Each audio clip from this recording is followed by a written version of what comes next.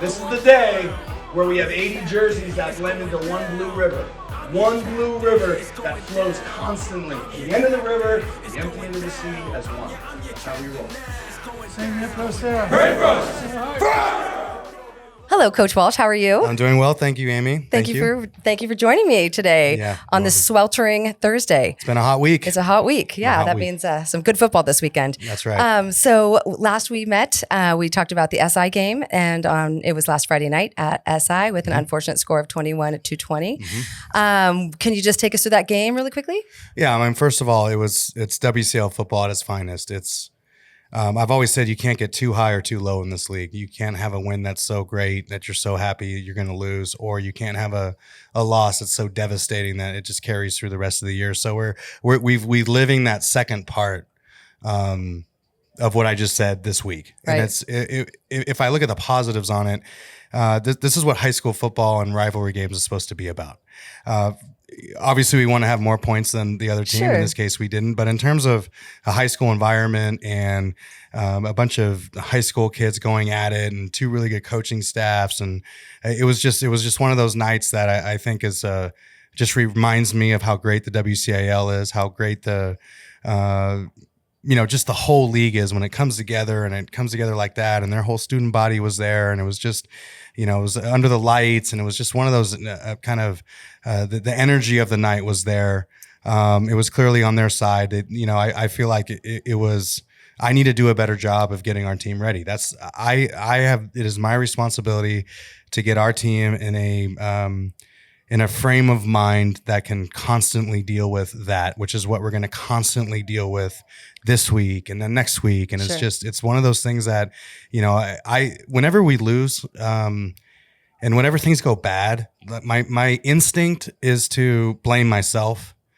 I take it very, very hard. It's very, it's difficult on me. And I think it's weird because the more I coach, the longer I do this, the harder it gets.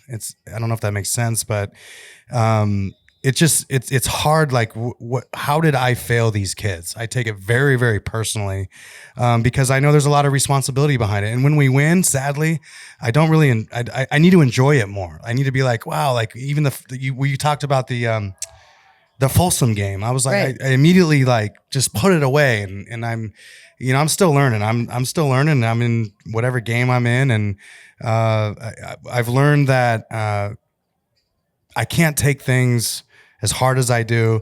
And when things are well, maybe I should embrace it a little bit more. Right. I agree with that for you. Yeah, you're too hard on yourself.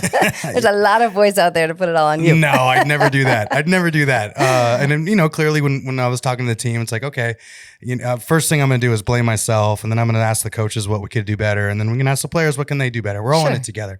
And, when there's fractions there's a fraction of a point or a fraction of a yard or inches and all that stuff separate, feeling elation like SI felt and feeling just total depression like Sarah felt. I mean, you could take one play or two or three or seven, and say, look, if those went another way, it might've been different, but it wasn't. Right. And so now we're facing, we're an 0-1 start to league play, and, six more opponents that want to have a similar result. Yeah. That's what it's going to be. And we need to be prepared for that. And I need to do a better job of prepping our guys for WCL play as it stands in 2024. That's how I feel about the game. Great. Do you think that SI did anything strategically that you weren't expecting, or do you think they just came out and played hard football?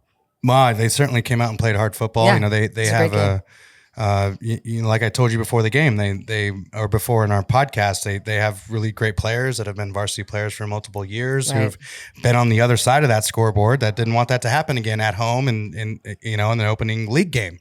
And that happened. I think they did a really good job of Coach Lenny did a great job of getting their team ready and prepared to play 48 minutes. And, I could say they played full 48 and we played 47 minutes and 30 seconds, or however you want to say that, one play or multiple plays. But, overall, I think Coach had his team more ready to play that night than I did. And that's what I'm going to own.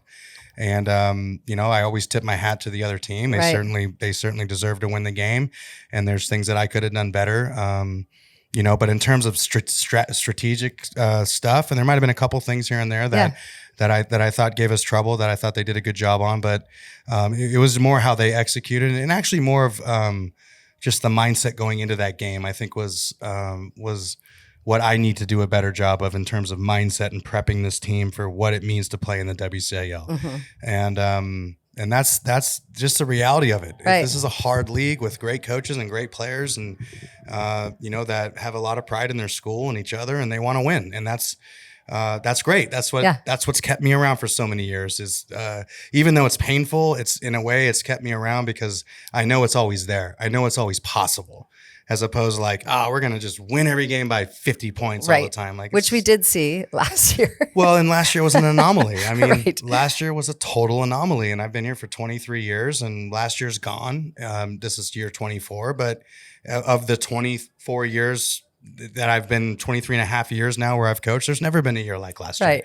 And so in all fairness to our group of kids, like they've kind of really never felt what we felt Friday night.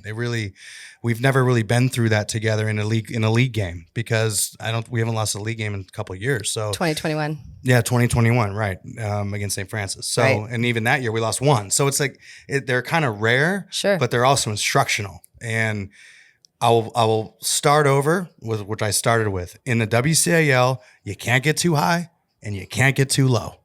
And you have to find a way to moderate, because while there's times where you're going to feel great elation, there's probably also time you're going to feel some great pain.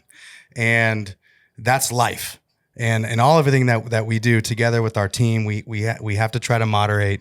We learn the lessons from the wins and the losses, and try to get better. And that's what we're focusing on this week. Great. And so, I mean, specifically with the team, I mean, I'm sure that there are areas, of course, like with every game that you focus on, but mostly it's just been mentality.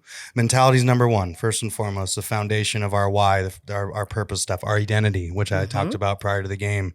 It's still out there. It's still like we need a declaration of our identity. And I think that's a mentality thing. Right.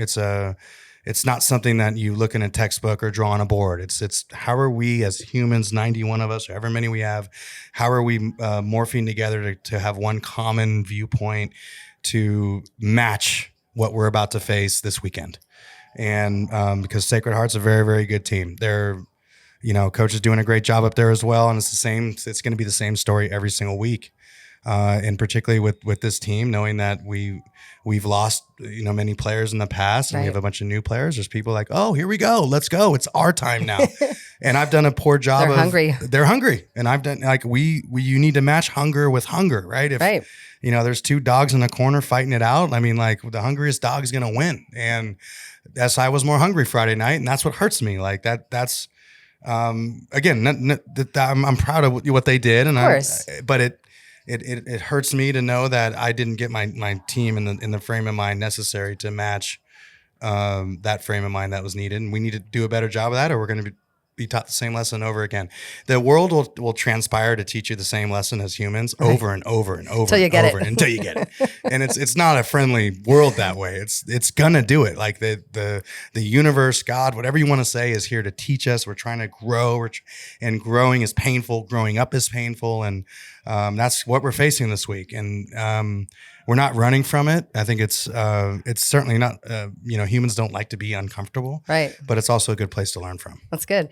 And sometimes, I mean, some of your best leaders kind of rise from the ashes, right? I mean, have there been any leadership moments this week, after this loss? Yeah, I think Teddy Chung and Clay Hinsdale have done a wonderful job this week of just kind of reestablishing our purpose, our identity, things that they want, just talking to the team. We had a senior chapel last night that was really positive, and there was a lot of great things that were said in there. And I think a lot of times men like to hide and not share pain. I think that's kind of taught. And maybe more so in 2024, it's different than 1950 or whatever, but I wasn't around then. But I still think there's a common notion on how men should deal with pain. And last night we went opposite of that, and we went to chapel and we said, hey, where's the pain? Like the first question, I asked the group was, what's our problem? What's the problem? Is there a problem? Right. And if there is, what is it? Let's talk about it.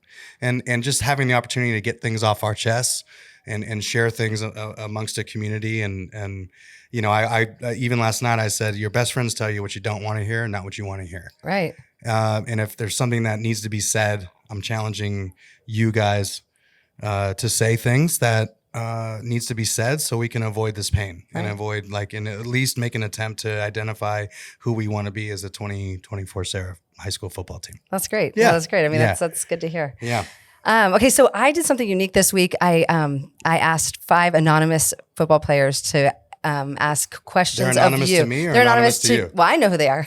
Wait, they're anonymous to you. Okay, anonymous but just to me. about your coaching, just in general, just interesting. about coaching, just because, gives everybody an opportunity to kind of just hear more about you. Okay. But first is my question though, and this is one that I just Friday This is night. a non-anonymous question. This is a non-anonymous. This Okay, is my got it. question. Okay. But I just wanted to know what's going on the headsets. Like I was watching you guys, and I was on Friday night, and I was like when there's a good play or a bad play, like are you loud? Are you angry? What's the tone? Very calm. Really? Yes. And how many are attached to the headset? I think we have 7 connected That's a headsets, lot. maybe 8. Do you talk over each other? And they're switched. So there's 4. Let's just call it 4 on 0, 4 on defense. Okay. And the 8 are not connected at the same time. Now I can Switch. We can switch over to offense and defense, but offensive coaches stay on offenses, defense stays on defense. I'm the only one that will kind of jump back and forth, but most of the time I flip my stuff up and I'm just in a listening mode. Coach Bell will coordinate some things that needs to be said to the team and or the first play of the drive that gets connected. But generally it's calm. We've been together for a long time. Sure. And we know that chaos and fan type mentality is not going to solve any problems. Right. So, I'm sorry to bore you here. No, but I was just curious. I mean, it is interesting to see. I'm like, he has won. Like Yeah. I'm looking around, and I just like. That's right. I know your personality too, so I was thinking, I wonder how loud It's that calm. gets. No. It's not going to serve anybody. Sure. And when I am not calm, Take it up. If you flip it up, then there's not there. You put it down, you can communicate. You flip the thing up, and you can't hear, if you will, or the everyone else on it can. So if I'm in a yelling mentality, Sure. then I need to realize, and the coaches remind me all the time, Coach, put up your microphone. Oh, okay, so sorry. And there's times where Coach Falau might be making an adjustment where we want to hear what the adjustment is. Sure. So he's got to flip it down. So we're always like, hey, put it up, put it down. And really communication in football is king. And there's times where we've done an exceptional job with that. And there's times where, we've failed in communication and that's cost us a play or a down and, sometimes even a game. And so, Interesting. Yeah. So it's a very fundamental. It's your success. It's everything. Your success. It's everything. And how coaches communicate to each other and then communicate to the players and then the players actually doing what the coaches are trying to communicate is the game. Right. It is the game. And it's like, okay, we want to be in this certain defensive structure in this front and 10 guys get the call. And there's a check and the coach calls the play in, we signal it in or whatever.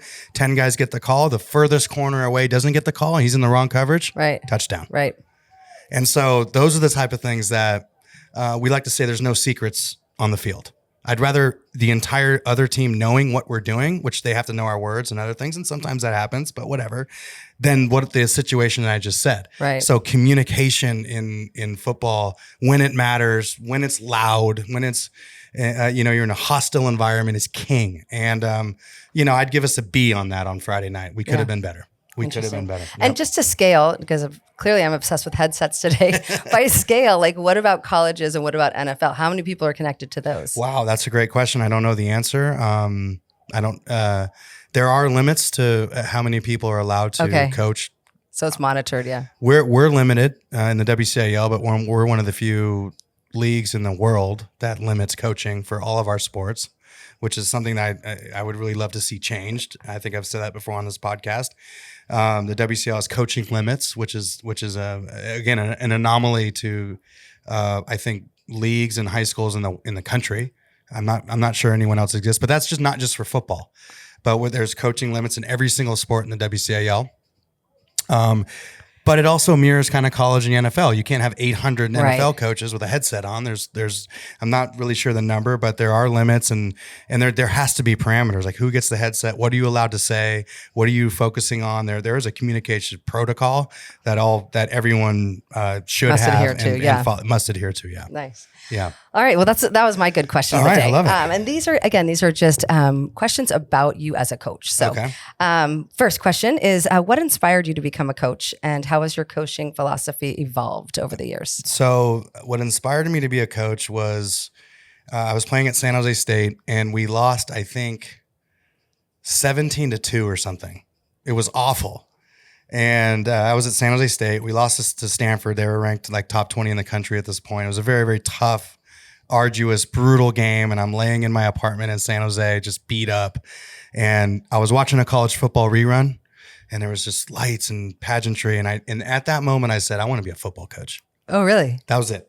And I don't remember, again, I'm on the pain train, I guess. Like, it was a total moment of darkness and pain, and I should hate the game and never want to see it again. And I'm like, I kind of want to do that for the rest of my life.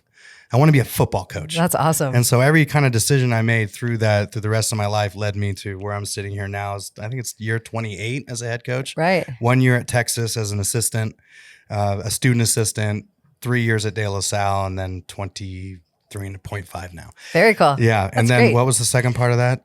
Just how has your coaching philosophy evolved over the years? I think the foundation's been the same. I think the delivery's been different, since I've been doing this for a long time.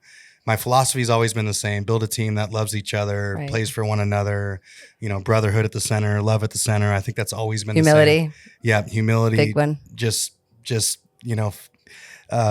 finding ways to bridge and build a team through good times and bad times it's really, it's so enjoyable for me. That's kind of always been the structure, but the way I've delivered it over time has changed. I mean, I'm not 26, I'm 49, and how I deal with the kids and how they deal with me and how I interact with them has been a total thing. I got into pads when I was 26. I was literally in football pads. Awesome. And I'll never forget. It might have been year 2. I got into pads, and I'm 27. I'm supposedly in the prime of my life. And Brandon Ramsey, great kid, great player. He stepped on my foot now. I'm going to be honest. He stepped on my foot, but literally knocked me out. Like, not knocked me out, but just slammed me to the ground. And maybe he didn't step on my foot. Maybe he just got me. And I'm like, my instinct was, give me the ball. I'm going back at it. I'm like, that was the last time I ever suited up. Okay, I'm coach. Like, okay, I'm taking my helmet off. My pride and ego as a man was, defeated by Brandon's, finally I get a chance to rip Coach Walsh. Right. This is the highlight of my life. This is the guy that made me run gassers and made me feel pain. Boom, he got me good. And that was the last of it. So that all, like, things like that have definitely changed. You've learned. Absolutely. That's awesome. Who are some of your coaching or life mentors, and what lessons did you learn from them that you apply today? Bob Laddister, number one, Right. in terms of coaching mentors. I'd say Augie Garrido is number 2. And I'd say my dad is number 3, because my dad coached me all throughout my life in baseball. Augie Garrido, great longtime legendary coach at Texas for baseball, played a year for him, and then played for 4 years and coached with Coach Ladd, who's 399 wins. Right. The formative coaching kind of structure of exactly of what our program is and who I want to be. I Coach Ladd, and there's no better coach I was so fortunate to be a part of that. So fortunate to learn from him as a kid, Sure. growing up and maturing and playing in that storied program, and then also coaching for him and getting an inside look on how he prepares and how he deals with the other coaches and getting an inside look. I think that's just been totally invaluable for me in my time here. In your career, yeah, great. How do you balance the pressures of coaching with maintaining a healthy personal life? Well, as many people know, I've tried to incorporate yoga, and it's a great question, and particularly now, because it's easy to balance when things are going well, but Sure. if things are not going well and we're sitting here at 1 and 3, this is the time where I actually need to put all this to practice. I think I need to do a better job of that. Losing it's hitting me hard. It's personal. But it doesn't need to be. Like, I need to continue to remind myself, like, all the things that I've learned and all the lessons and the things that I need to do to balance. At the end of the day, I'm here to mentor and teach and to guide and to hopefully make better men for society. And when it's 21-20 the other way, or Folsom, it feels like you're doing a better job versus if the scoreboard's the other way, like, Right. but is there any difference? So even I'm never going to get home on that one. Right. I'm never going to get home on that, but I need to constantly work on it. Constant moderation, they say just to maintain balance, right? It's Yeah. like always kind of analyzing every aspect and tweaking. I would say Works of progress. yeah, balance in anything. And I'm just not a balanced guy. I live on the highs. I learn from the lows, but I would think that, I've been doing this for so long, I would be more balanced, but the reality is I'm not. And certainly an area of growth. I need to grow. Nice. Yeah. This is just about high school football in general. How do you think the landscape of high school football is changing, and what are some challenges or opportunities? Yeah, I mean, it's changed drastically with social media. And social media has led to NIL. Right. NIL, which is trickling down. Like there's actually millions of dollars to be made in college football now. So when there was a gap between high school and NFL, there was a gap. It's like, oh, there's a 0.5% chance you're going to ever make any money playing football. You might get a scholarship and that's important, but now there's real money to be made at college. Real money, It's amazing. like legitimate money that most human beings on the planet are not making. So it's brought that stress closer to home in high school for sure. And I would say, obviously the invention of the world was free when the phone wasn't attached to a cord, Right. Or the world was free when the phone was attached to a cord. Now that it's not, there's just a lot of things going on. I call it the devil's leash. Like you got the devil's leash sitting in your pocket, and I joke with the guys, but it's true. There's like a lot of problems happen because we're so connected to so much information all the time.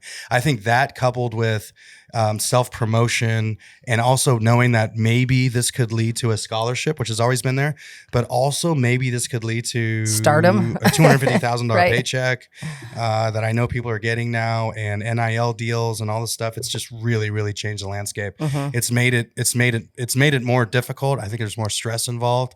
Which can lead to fear and anxiety, and I think there's a lot of things that have trickled down into the high school game.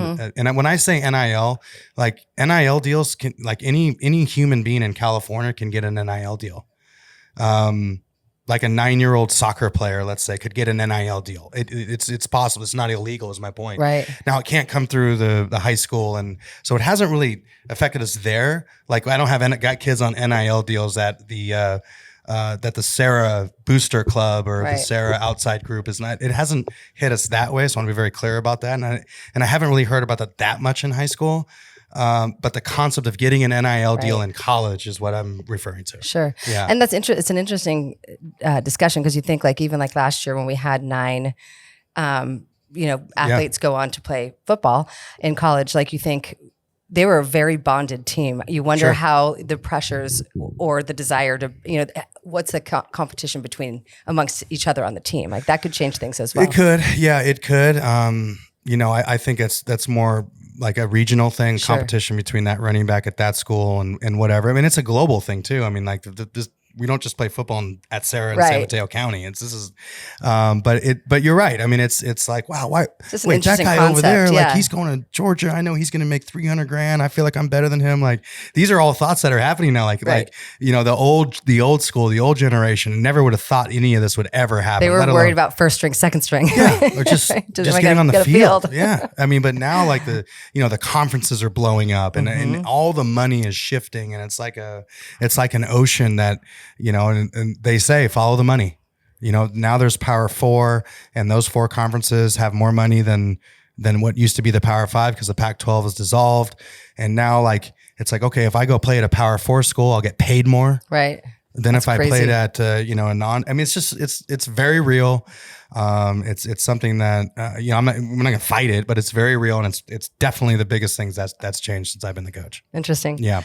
What innovations or changes would you like to see in high school athletics in the next few years? Well, I'd like to see us have no coaching limits in the I WCAL. thought that we were going to come back to that for some reason. So that's an innovative change for our league, which has been And why does that bother you? Why does the coaching limit bother you Well, particularly? because like if a wonderful human being wants to at least volunteer their time to come support the kids in wrestling or basketball or baseball or football or girls field hockey or volleyball, or go, why are we limiting that? I see. Like it should be up to the school, in my opinion, to to basically monitor that. Like if you go through the vetting process, the fingerprinting process, if the school wants to pay that person or not, and because we have the limitations, like let's say Jerry Rice wanted to come out and coach my receivers on Wednesdays once a month, I'd have to tell him no. Right. Like I would want Jerry Rice to coach the receiver. Hey, Jerry, come. Yeah, exactly. By the way, Jerry, if you're listening, no, we'll find a way around it. But what I'm saying, so it's kind of. I feel like we're in an opportunity where a lot of people would want to help our kids. Mm-hmm. It limits that and blocks that, and it's been a source of frustration for me. It's not necessarily an innovative thing. I wouldn't mind seeing the high school adopt the in-helmet communication, so the offensive coordinator can talk directly to the quarterback. I think that will come. That would be cool. Yeah, and I don't really necessarily know the cost of it, so I don't know if it's feasible. If it's too expensive, then it won't work. I'd like to see that. I'd like to see play clocks in the end zones. That'd be great. Like junior college has that, but you can see 35, 34, 33. I'd like to see that. I think that's a simple thing that can be implemented. Again, that's a cost issue because you got to plumb the electrician. You got to get the countdown clock, the scoreboard. So there might be a financial issue there, but there's just a couple things technologically that I'd like to see. That was a good question. That's interesting. That's a good one. Yeah. Well, if any listeners have any more questions, they can DM our Instagram Padre football site, and we can ask the coach next week. I enjoy those it's questions. It's good. Yeah. Thank you. You answered them well. And so then Saturday is homecoming. We play here at home. I think JV starts at 10. We start at 1, and we are playing Sacred Heart Cathedral. Could you tell us a little bit about that team, what to expect, and just how you're feeling about that? Yeah, Antoine's a great coach, and he's doing a great job up there at Sacred Heart. They have great talent. This is going to be a dogfight. I mean, it's another dogfight. Yeah, it's just this way it's going to be. I think this year it's going to be dogfights, and I think that's something that we need to wrap our heads around, and that's okay. And I'm expecting another intense WCAL football game. They lost last week to their rival. I think it was 63-35 or 38 or something like that. So they scored a lot of points. They obviously Reardon's got one of the best offenses that Northern California's seen in many years. It's very, very talented. A lot of big plays, and they scored on their first 9 possessions, which I don't think Sacred Heart's going to be too happy about that. So defensively, I know they're going to be beefing up their game plan and preparing for us. So I just think it's going to be another game this year that'll fit right into the season where we need to be at our best. We still need to establish our identity. We still need to play great offense, defense, and special teams. We need to start achieving our goals more. Right now collectively we're at goal achievement like at the high 40s, 45, 46% as a team. So playing football better. All this is my responsibility. This is on me. I need to do a way better job of getting this team prepared. Which I'm obviously taking to heart, but also not abandon ship. Like this is how we've done things for years. These are our grades. This is our grading system. Sure. This is what, this is how we measure ourselves, and we got to get better, and it starts with me. And so another opportunity to improve, another opportunity to look in the mirror, another opportunity to get better. I think it's important for people to know that, there's pain that resonates with, I love these kids, man. I love the kids. I love this community. And when they're going through pain, I'm probably going through pain on maybe, I don't know. I'll have to, there's no measurement for it, but I want nothing the best to have the senior class, particularly the senior group, finish on a high note. When I say that, finish on a high note, it's like, wait a sec. Yeah. After this game, the season's half over. Wow. Yeah. Right. Have you thought about that? No, I haven't, but you're right. Like after this game, we've played 5 games and there's only 5 left. Right. And there's no guarantee we'll make the playoffs. There's no guarantee anything. Right. So, and I say that in any year, but like a big reality check is after this, the season's half over. So I wouldn't say we're late, but it's not early. Right. It's time to go. Got work to do. We got work to do. So I'm looking forward to the game on Saturday. Awesome. Well, it's going to be great. It's homecoming reunion weekend for the Serra Padres. I know our alumni director, Logan Wolf, is working really hard to have a nice alumni tent for Love having an alumni back. Yeah, Love exactly. it. So, Yeah. And tickets are on GoFan. It's no cash at the door. So get your tickets. And we are so excited. Thank you for your time and insight. It's so great to just, you're an incredible mentor to our Thank you. boys, and we just appreciate your time. Thank All right, you, go Amy. Padres. Go Padres. Thank you.